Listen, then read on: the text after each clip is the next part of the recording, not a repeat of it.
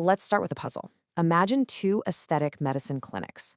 On paper, they're identical. Same top-tier equipment, same treatments, same prices, even doctors with similar skill sets. But one is just struggling to get patients to come back, while the other has a wait list of loyal fans. So, what is the secret? What's really going on here? Well, here's the thing. The difference is not better Botox.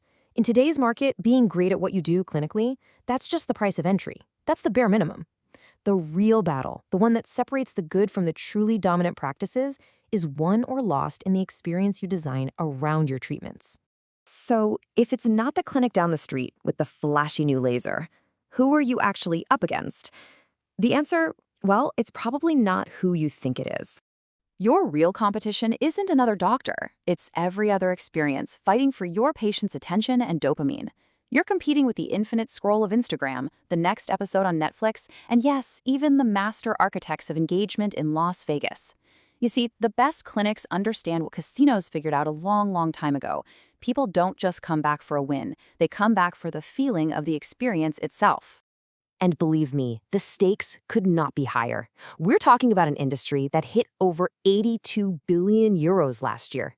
And that money, that incredible growth, it doesn't just spread out evenly. No, it flows like a river to the practices that have absolutely mastered the art of patient experience design. Okay, so let's dive into the first big secret. I call it the casino blueprint. And this is all about engineering your physical space to create total, absolute immersion, a place where the outside world just fades away. You know, most clinics, completely by accident, are designed to make patients want to leave. You've got these open floor plans, clocks on every wall, windows looking out onto a busy street. These are all little subconscious nudges that say, your appointment's almost over, time to go.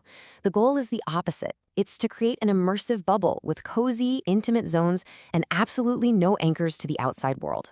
So how do you do it? Here's a 4-step plan. First, create intimate sanctuaries instead of one big open waiting room. Think alcoves, lower ceilings. Second, use winding paths and curved hallways. This literally keeps people in a psychological state of flow. Third, and this is a big one, get rid of the time anchors. No clocks, no windows with a view of traffic. And finally, make your entrance feel grand and welcoming, but make the exit subtle. Maybe one that just happens to guide people right through your product displays. And look, this isn't just some fluffy design theory. There's real data here. A clinic in LA did exactly this. They took out their clocks and turned their main hallway into a winding aesthetic gallery. The result? A staggering 41% jump in their patient satisfaction scores. The environment isn't just a backdrop, it is the experience.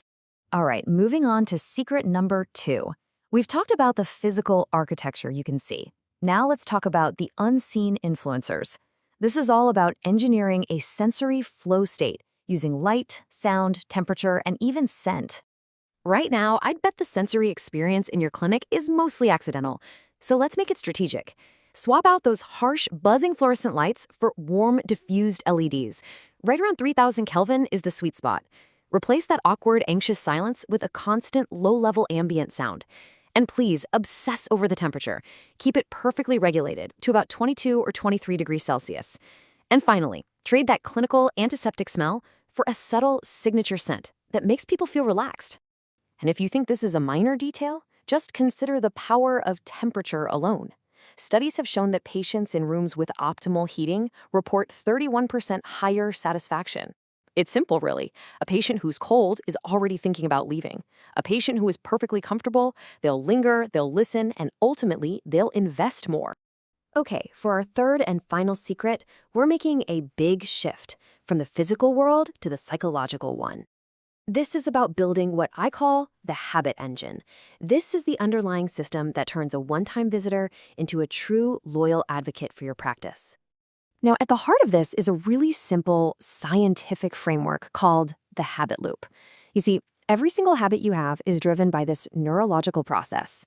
There's a cue, which is the trigger, a routine, which is the action you take, and a reward, the payoff that makes your brain want to do it again.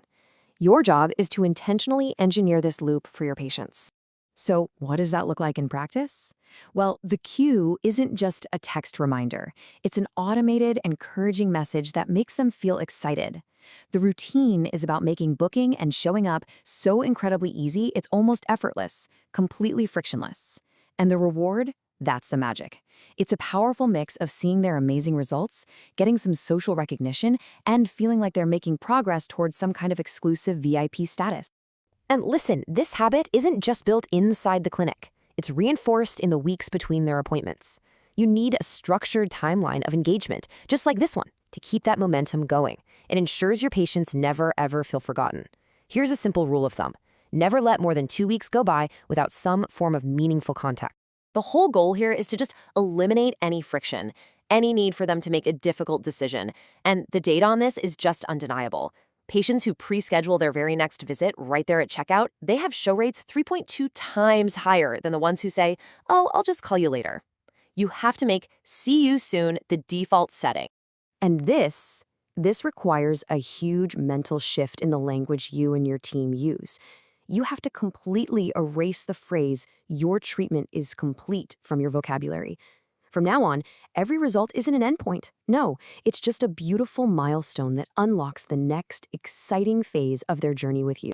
And there's some really powerful psychology behind this. It's called a Zeigarnik effect. Essentially, our brains are wired to obsess over incomplete tasks way more than completed ones. So by framing their journey as a continuous process, you're keeping their files psychologically open in their mind. It ensures your practice stays right at the top of their list. So what's the big takeaway here? How do we tie all of this together? The space, the senses, the psychology? It all points to one really profound shift in focus. It's about moving from an obsession with skills to an obsession with systems. You see, the struggling practice focuses almost exclusively on clinical skills, and because of that, their patient experience is a total accident. It just happens. But the dominant practice? They get it. They understand that skills are just the foundation. They focus on building behavioral systems, on designing an entire experience architecture. For them, nothing is left to chance. And this, right here, is the key insight I want you to walk away with. The practices that absolutely dominate their markets don't always have better doctors. What they have is better systems. They have engineered an experience from top to bottom that makes staying with them feel easy and effortless, and makes leaving feel like a huge mistake. So, I'll leave you with one final question to ask yourself honestly. Is the experience your patients have right now the result of 1,000 little random choices, or is it a masterpiece of intentional design? Because your answer to that question will absolutely define the future of your practice.